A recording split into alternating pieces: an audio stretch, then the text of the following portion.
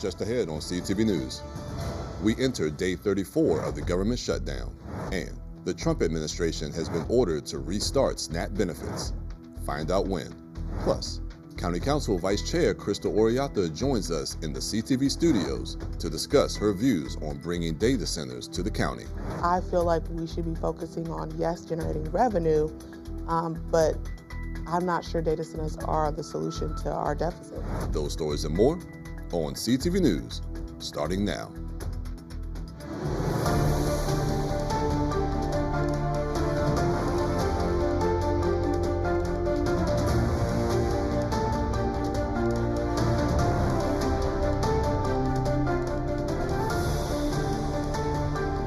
Good evening, this is CTV News for November 3rd. I'm Michaela Newton. And I'm Jonathan Hunter. Thanks for joining us. It's day 34 of the government shutdown, and it's on pace to be the longest in U.S. history. For more than a month, Republicans and Democrats have blamed each other for the shutdown. The Senate has voted 13 times on a spending bill, but it has failed every single time. Democrats are continuing to call for the extension of health care subsidies set to expire at the end of the year. The House hasn't been in session since September 19th, and members of the Senate left Thursday with no progress being made. There's no indication the shutdown will end anytime soon. The Trump administration has been ordered to restart the SNAP benefits by Wednesday. Today, President Trump responded saying SNAP will be partially funded. This comes after a federal judge issued a written order saying there's no question that the U.S. Department of Agriculture's contingency funds must be used to fund SNAP. Because of the government shutdown, the Trump administration had argued they could not provide SNAP benefits beyond Saturday. Governor Wes Moore declared a state of emergency Friday, allocating $10 million to food banks in response to people initially not receiving their SNAP funding. And Maryland Attorney General Anthony Brown responded to the court ruling. He said, in part, the court agreed the USDA can't lawfully cut off Maryland SNAP benefits. He went on to say he will continue to fight in court to force the federal government to fund SNAP benefits. The governor also released a statement saying, in part, we have long said the Trump administration must follow the law, release contingency funding for SNAP, and lead congressional Republicans in ending the federal government shutdown. And as if things aren't bad enough, some 700,000 federal employees have been put on notice that their furloughs have been extended through the end of November. The Departments of Commerce, Justice, Homeland Security, and the GSA have sent out emails to its employees saying the furlough is not expected to exceed 30 days, although there is the possibility that it could, in which case they'd receive another furlough extension letter. As for retroactive pay, once the shutdown is over, a spokesperson with NASA said retroactive pay is not guaranteed without an act of Congress. And the Department of Public Works and Transportation is getting ready for the winter weather. Friday, the agency geared up for the annual snow and ice dry run exercise to ensure Prince George's County is ready for when winter weather hits. The exercise involved 345 employees and contractors and evaluated 151 trucks and included 75 route inspectors. It is important that we do a practice because we need to be winter ready. We need to make sure that everything is working the way it's supposed to, and we're safe as we're doing it. And the exercise tested snow equipment and assessed 75 snow routes countywide. Well, Governor Wes Moore clashes with Senate President Bill Ferguson over congressional redistricting. According to reports, Moore may move forward with plans in redrawing the state's 8 congressional districts. Now, Ferguson, who is against this, put out a letter saying, quote, mid-cycle redistricting for Maryland presents a reality where the legal risks are too high. Now, while Ferguson is opposed, House Speaker Adrian Jones is in support of this effort. If redistricting plans do move forward, the issue could lead to major conflicts between 3 of the state's most powerful leaders. And the push to bring the FBI to Prince George's County hit another roadblock, this time in Congress. A U.S. Senate committee voted 10-9 on a resolution that would relocate the FBI headquarters to the Ronald Reagan Building and International Trade Center. The General Services Administration originally picked the Greenbelt site to be the new FBI building. This recent vote could lead the agency to reversing its decision and keeping the FBI in D.C. However, the Consolidated Appropriations Act of 2022 required that the GSA must pick between 3 sites for the new home of the FBI, and the Greenbelt location was one of them. Maryland Senator Angela Alsobrooks, who's against the FBI staying in D.C., says, quote, "The Reagan Building and D.C. were not eligible sites under the law." Well, after more than 50 years of thrills, Six Flags America in Bowie has officially closed its gates for good. The park, once home to the Superman Ride of Steel and countless summer memories, wrapped up its final season Sunday. Six Flags started as a drive-through safari back in the 70s before evolving into the amusement park generations of D.C. area families grew up with. Now, while the rides here have stopped, thrill seekers can still head to King's Dominion near Richmond or Hershey Park in Pennsylvania.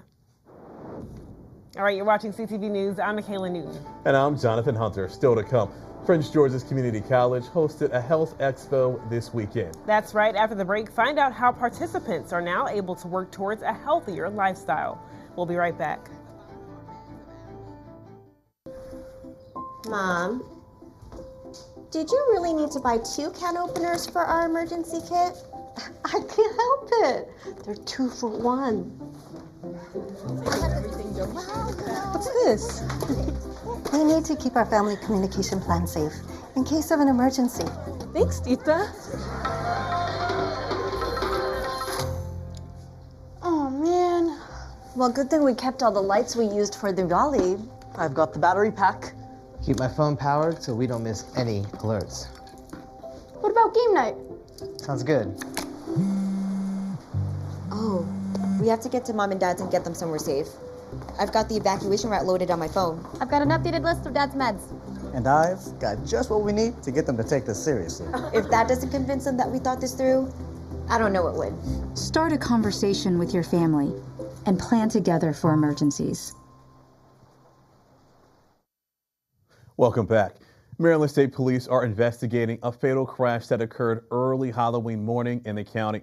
Shortly after 5:15 a.m., troopers responded to the area of Capitol Beltway near Route 210 for a single car crash. She was pronounced dead on the scene. The identity of the deceased won't be released until the family has been notified. Investigators believe impairment may be a factor in the crash. 2 other people were in the car and were transported to the University of Maryland Capital Region Medical Center by ambulance. And a brutal house fire over the weekend leaves 2 people and a firefighter in the hospital. This happened on Saturday at the 5600 block of Helmont Place in Oxon Hill. First responders arrived on the scene after 5:30 p.m. and saw flames coming out of both floors of a 2-story home. The woman who lives there was rushed to the hospital with serious injuries, and the man who lives there and a firefighter were also taken to the hospital for an evaluation. A Sea Pleasant mother is convicted of multiple charges in connection to the shooting of her 13-year-old daughter last year. 33-year-old Teleka Brown is convicted of first-degree murder, child abuse, assault, and the use of a firearm in the commission of a felony. Last September, Brown got into an argument with her daughter after school and then shot her in the back of her neck. And as of now, Brown is facing a maximum of life in prison. Her sentencing is scheduled for February 19th. Well, flu season is already hitting hard overseas, and with COVID still spreading, public health experts warn this could be a tough few months for respiratory illnesses. Doctors say they're preparing without their usual data from the CDC, which hasn't released flu tracking reports since the government shutdown began in October. That means many infectious disease specialists are, in their words, flying blind. Now, without the national surveillance, local health departments are scrambling to fill the gap, just as early signs point to a potentially severe flu season here at home. Healthy choices lead to healthy outcomes. That was the gist of this weekend's health fair at Prince George's Community College. The Culinary Arts Center provided the backdrop for the Sisters for Sisters Network Incorporated event. Attendees took part in fun cooking classes and health screenings, Organizers say the event is not a one-off, but is aimed at creating long-lasting, healthy lifestyles. They also heard a panel discussion centered around creating healthy lifestyles. This is an important event for the community because we want to be able to show the community that there's things that we can do for wellness on our own, not your traditional doctors and things. We want to show them there's things that we can do on the front end of our health so that we don't have to necessarily go to the doctors, right? So we want to be able to show you there's things that we can do in our kitchen. So some of the things I am learning, because I am on my own healthy journey as well, is just how to shop for your produce. How to have healthy things in your kitchen and kind of stay away from those processed foods. Those are things that kind of tend to have things that are not healthy for us. And sponsors of the event included the Health Empowerment Network of Maryland and County Council member Walla Blagay. In these stressful times, maintaining good mental health is paramount. To that end, a Prince George's Spa hosted a mental wellness event over the weekend. The three speakers, which included Maryland State Delegate Andrea Fletcher Harrison, talked about how to deal with stress, politics in the era of a government shutdown, and media.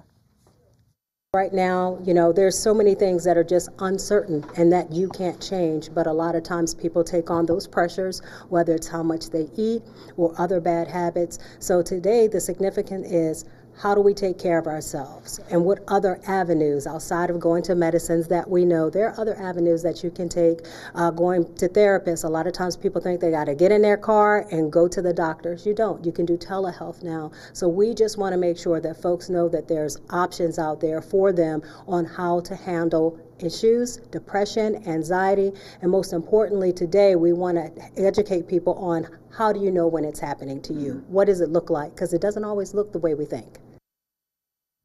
Next year, Exelon, the parent company of BGE, Pepco, and Delmarva Power, plans to ask Maryland lawmakers for permission to build and operate its own power plant. That's according to Maryland Matters. Now, that would undo a 26-year-old law that separated utilities from power generation. Exelon says it's needed to boost supply and help lower electricity costs, but critics worry it could drive up bills and give the utility too much control. Now, some lawmakers say it's about reliability as demand surges from data centers. Others say it's a money grab.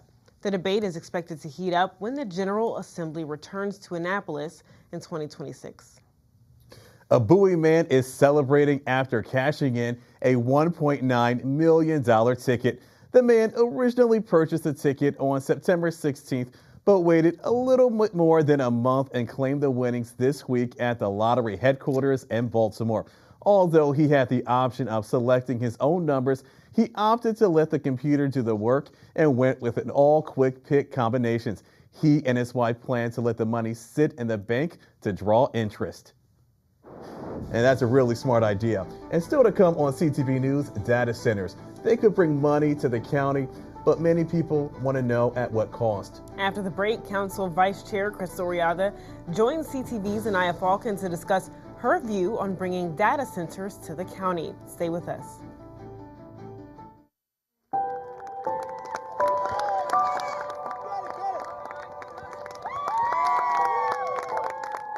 Good job, buddy.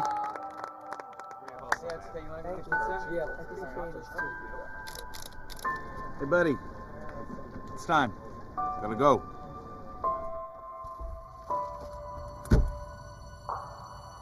Listen, I could be there in 15 minutes.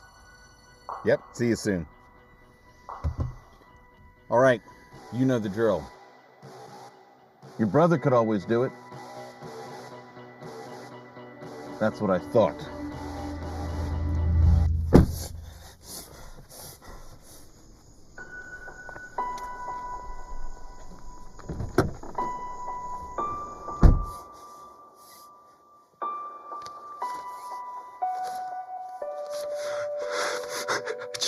I just want it to stop. Well, there's been a lot of questions, confusion, and concerns about data centers coming to Prince George's County. Concerned residents have rallied together seeking answers to their questions. A data task force was taken and created by the County Council to do a deeper dive into the impact of data centers in the county.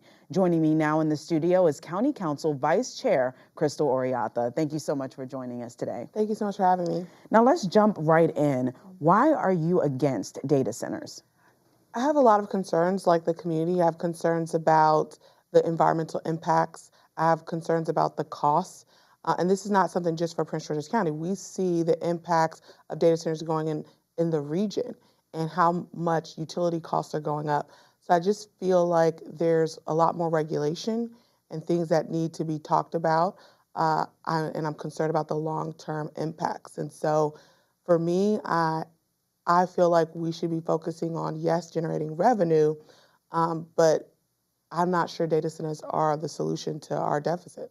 Now, in 2021, a bill overrode the county council to fast track data centers coming to Prince George's County. So who makes the final decision? Yeah, so we were shocked along with many residents, because that was before myself, the chair, were elected to the county council, that the past council decided, Councilmember Ivy and DeNova, who were there, passed and voted for this bill that would make data centers go around the county council. Like many know, traditionally, there's parts of the development process that come to us when we sit as district council. So if this bill is not repealed, that would be the state of affairs. It would go through a process with planning, and then it would go directly to permitting, and we would have no say.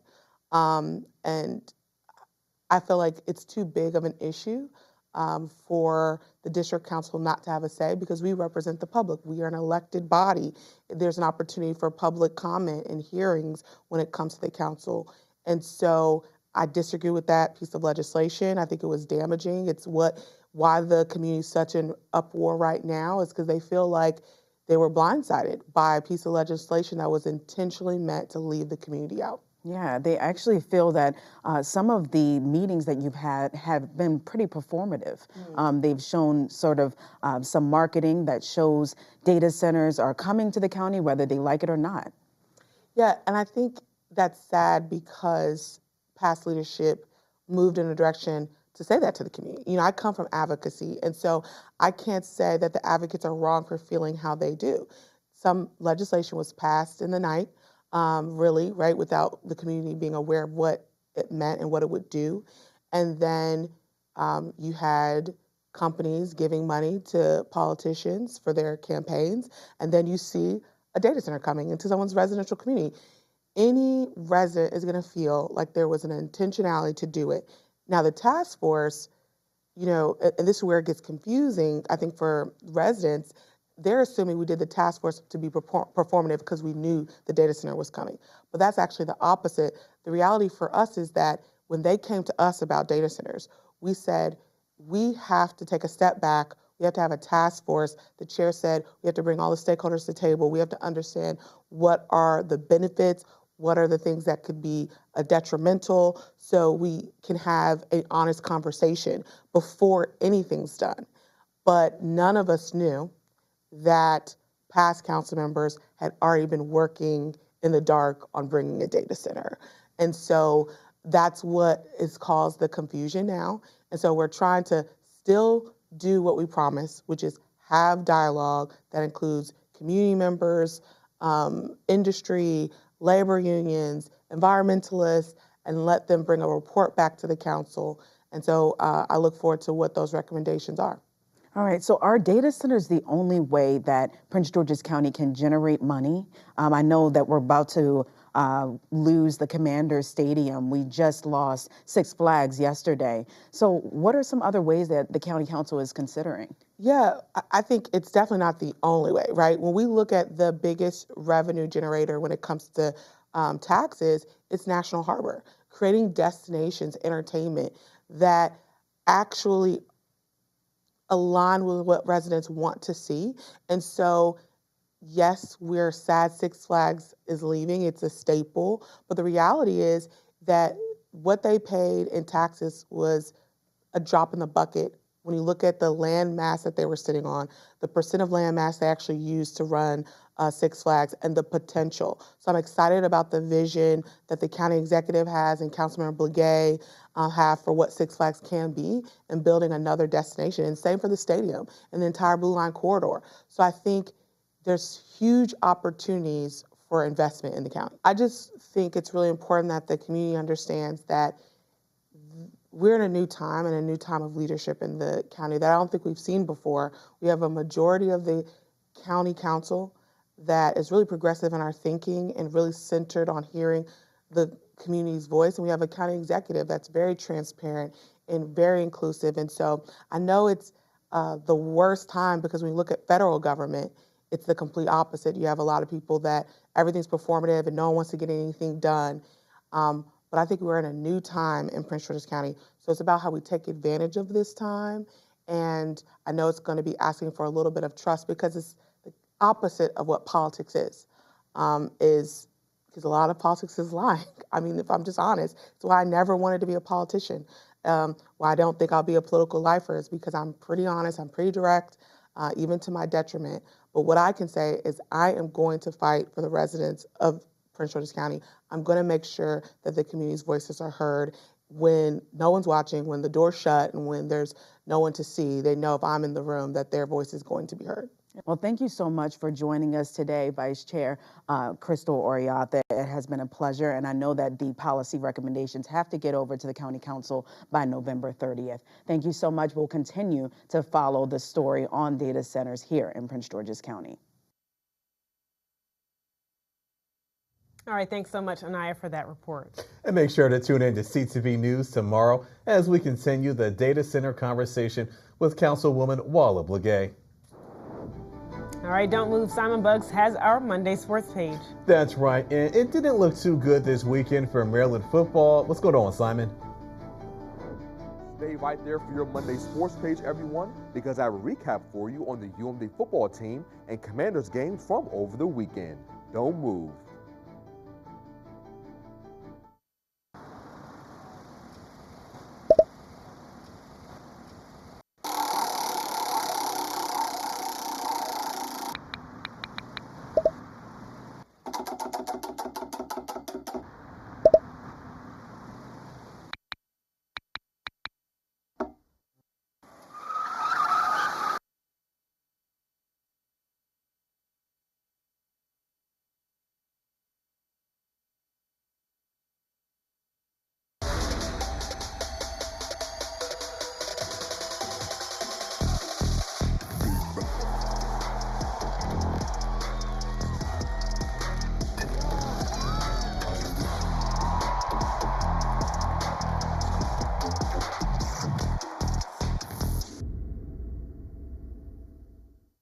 Hey there, sports fans. I've got a packed sports page for you today. We start first with some news out of College Park as the Terps football team looked to end the losing streak this past Saturday in their Big Ten matchup against Indiana. Now, the Terps offense took the field shortly after a pick from Jamari Glasker, but Maryland was unable to score a touchdown, so they had to settle for this made field goal from Sean O'Hare to make the score 3-0 in favor of the Terps. But later on in the opening quarter, Indiana was able to punch one in after this run up the middle from quarterback Fernando Mendoza to go up 7-3 on Maryland going into the second quarter. And in the second quarter, the Terps offense continued to struggle as they didn't score any points in the period. Meanwhile, the Hoosiers were able to score this touchdown and make 2 field goals to push their lead to 20-3 going into halftime. Now the Terps did start the third quarter off well as Malik Washington rolled out to his left and found DeJuan Williams open, who then went all the way to the end zone for a Maryland touchdown to cut Indiana's lead to just 20-10.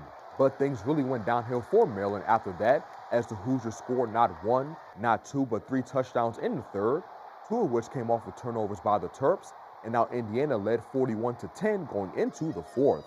And that was all she wrote as Maryland couldn't recover, getting beaten in the end 55-10. And in other Terps sports news, the day is finally here, guys. The women's basketball team will suit up for their first game of the season tonight. Maryland will take the court against Loyola to kick off the 2025-26 season. And one player to watch out for not only tonight, but this season as a whole is Rainey Wilson. The Wisconsin native is going into her first season being at College Park and is looking to make a strong start to her Maryland career. I talked to Wilson recently, and she thinks her ability to space the floor will play a big role in not only her personal but also team success this season. I got a good shooting ability, so I feel like they recruited me for my shooting. I plan to keep improving on it, and then just like whatever they need from me, I'm gonna try and fix. Just so like we have a very deep team, so like specializing in one's part just to make like our team even better is gonna be great. Tip off is at 7 o'clock, and be sure to tune in tomorrow because I'll have some highlights for you all. In other news, the Washington Commanders were back in action last night against an NFC opponent in the Seattle Seahawks. And during the game, a Commanders legend was honored as former wide receiver Art Monk had his number 81 jersey retired by the team. The Hall of Famer, who played for the franchise for 14 years, helped the team win 3 Super Bowls and is the team's all-time leader in receiving yards. Congratulations, Art. This was definitely long overdue. Now moving on to the game, it was an ugly showing for Washington as the team couldn't get much going offensively. And the team's defense struggled, especially in the first half, as Seattle was able to put up 31 points. The team did wind up losing in the end, 38-14, but the main storyline of the game, quarterback Jaden Daniels suffered a left elbow injury in the fourth quarter after trying to break his fall during a tackle. CTV Sports caught up with some players after the game, where they gave their thoughts on Daniels' injury. Like I said, it was just gut-wrenching. You don't want to see your starting Q. I didn't see what happened exactly. I just heard the ahs, and I kind of just put my head down and prayed for him. You just don't want to see that. He's one of our leaders. To see one of our leaders go down, all we can do about that is just, pray and hope that he's straight. He's a big part of what we do as an offense, and it sucks. And to see that happen and to be in when it happens, you feel like there's things you could have done to, help avoid that. But, I'm praying for him, praying for a speedy recovery. Distraught, obviously, for him. Leader of this team, leader of this organization. See him in pain like that's tough. The game obviously speaks for itself, but to see him down like that hurts a lot of people, obviously. So yeah, it's tough. Now, some Commanders fans, including myself, may be asking why was Jaden even in the game when the team was down 31 points. But that's a conversation for another day. All we can do is hope that JD5 has a speedy recovery. And that wraps up your Monday Sports page. Simon Buggs, CTV Sports. Thanks, Simon. Definitely wishing Jaden McDaniels a healthy recovery. And let's now get a look at our 3-day weather forecast. Tonight will be clear out, but we'll have wind gusts as high as 20 miles per hour. Tomorrow it'll be nice and sunny with a high of 61 for those who may be heading out to vote. Wednesday will be even nicer when we reach 68 degrees. Thursday, another sunny day, will have a high of 60 and a low of 40. All right, and for our community calendar this Thursday, Employ Prince George's is hosting its quarterly Bridge to Employment Job and Resource Fair. Learn more about available job openings, gain insights into the application process, network with resource partners, and showcase your skills and experience. This event takes place from 10 a.m. to 1 p.m. at the Prince George's Sports and Learning Complex. But for more information and upcoming hiring opportunities, visit employpg.org/events. Don't have time to catch our top stories in sports on television? You can find them on our YouTube page or follow us on all social media platforms. And have a story idea? You can reach out to our CTV News tip line by giving us a call at 301-386-4085 or send us an email at ctvnews@pgctv.org. And as always, we look forward to hearing directly from you. That wraps up CTV News for now. Thanks so much for joining us. We're going to see you again tomorrow. Have a great night, everyone.